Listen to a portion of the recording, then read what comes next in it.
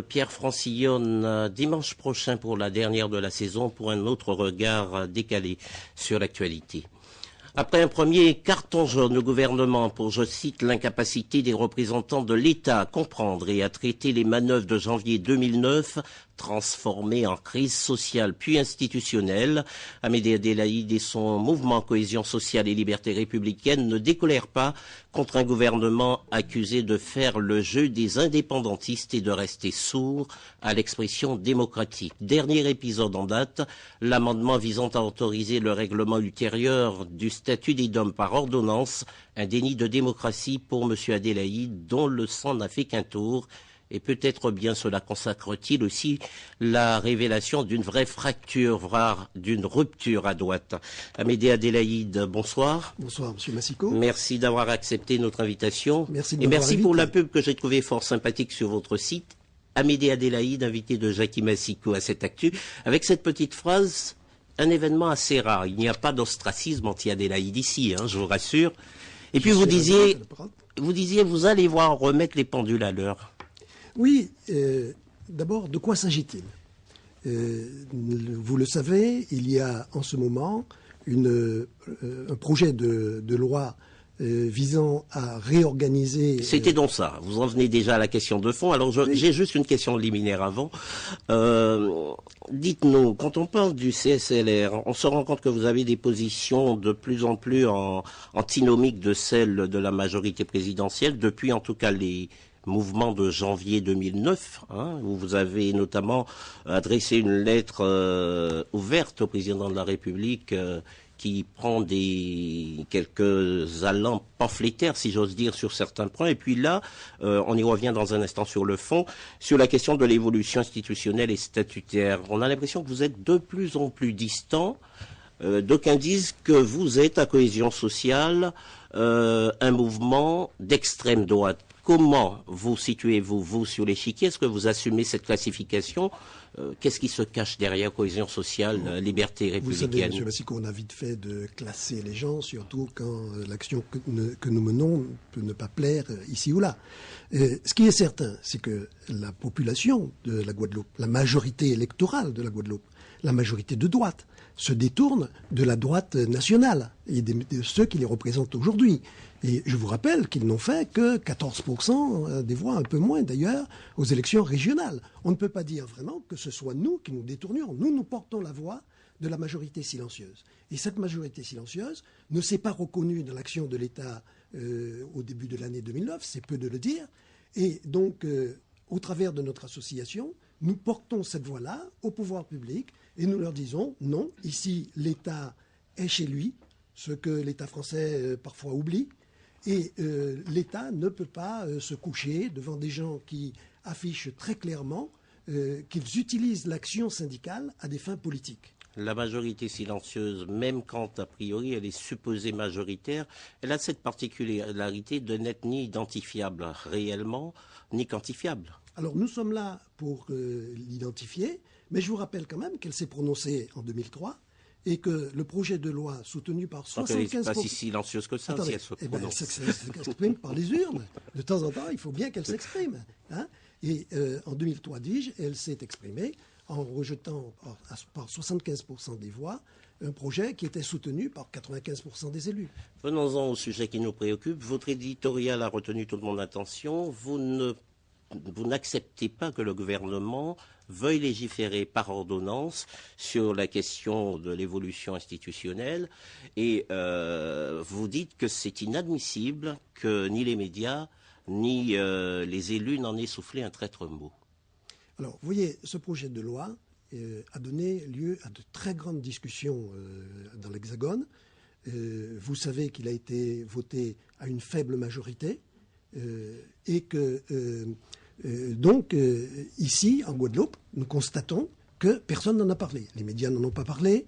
Les élus qui auraient dû informer la population là-dessus, à mon sens, ne l'ont pas fait, en tout cas ne l'ont pas fait suffisamment. Et nous nous retrouvons avec un article 40 qui règle la question des départements d'outre-mer en disant l'Assemblée, enfin le Parlement plus exactement, autorise le gouvernement à régler le futur statut des collectivités régionales et départementales par voie d'ordonnance. Ça veut dire que le gouvernement aura les mains libres et il fera ce qu'il veut, sans que la population ait été informée. Donc je trouve qu'il y a là matière à ne pas être content. Maintenant, les ordonnances, vous savez, ça laisse dans l'histoire des citoyens français parfois de mauvais souvenirs. Et je crois qu'on ne peut pas d'un trait de plume gommer tout ce qui s'est passé ici, en particulier en Guadeloupe, mais pas seulement en Guadeloupe. Je faisais référence tout à l'heure à l'expression du suffrage universel, qui a été claire. Ce n'est pas une majorité à 51%, c'est 75% si vous excluez les suffrages des départements, des collectivités de Saint-Martin et de Saint-Barthélemy. Donc, on a l'air de mettre tout ça à la poubelle et de dire on repart à zéro, on va voir ce qu'il faut faire. Bon, en clair, de quoi s'agit-il? Vous avez deux collectivités en cause, le département et la région. Ces deux collectivités sont administrées par deux assemblées, donc des élus, conseil général, des élus, conseil régional. Vous avez donc deux collectivités gérées par deux assemblées. Le projet qui est en cours, en tout cas la discussion, nous allons exclure l'article 74 parce que je crois qu'aujourd'hui tout le monde a bien compris qu'en Guadeloupe on n'en veut pas. Donc il s'agit soit de fusionner les deux collectivités, et auquel cas vous aurez une seule assemblée qui va gérer une seule collectivité, mais vous ne serez plus en département et en région, et je dirai tout à l'heure le danger qu'il y a à ça. Soit vous gardez les deux collectivités et vous faites une seule assemblée qui va gérer les deux collectivités.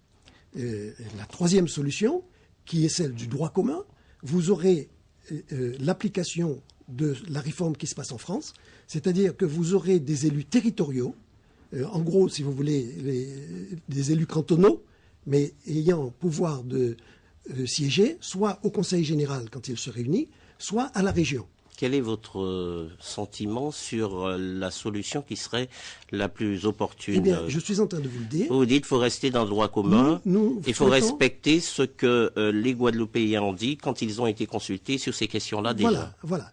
Et ce que nous disons, c'est qu'il n'y a aucune raison de sortir du droit commun. C'est-à-dire que nous subissons la réforme nationale. Et il y a, à mon avis, trois raisons à cela. La première, c'est que nous sommes dans un petit pays. Tout le monde connaît tout le monde et on sait comment fonctionnent les relations humaines entre nos citoyens guadeloupéens.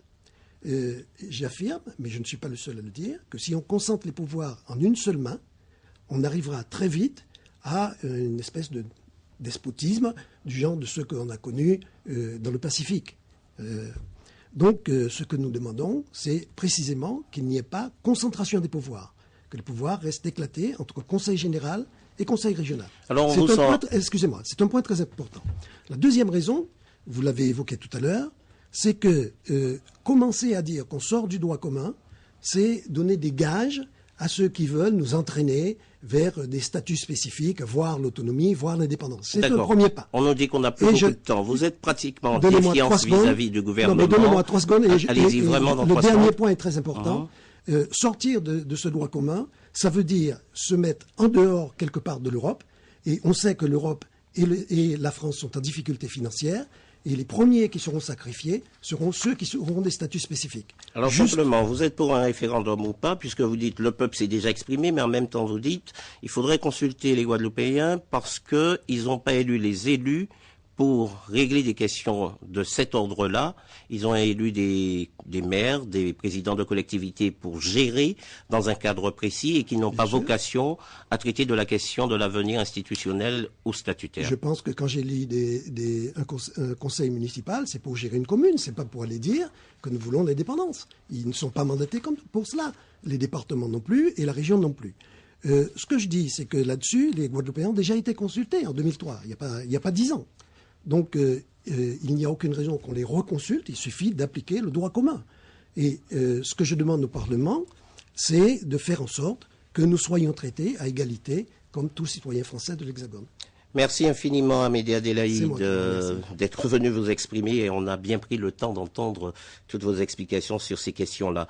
Nous avions prévu d'embrayer avec le volet institutionnel, toujours en compagnie du président Victorin Lurel. Nous y reviendrons puisque on me signale que le président Lurel a un petit souci et il a quelques retards.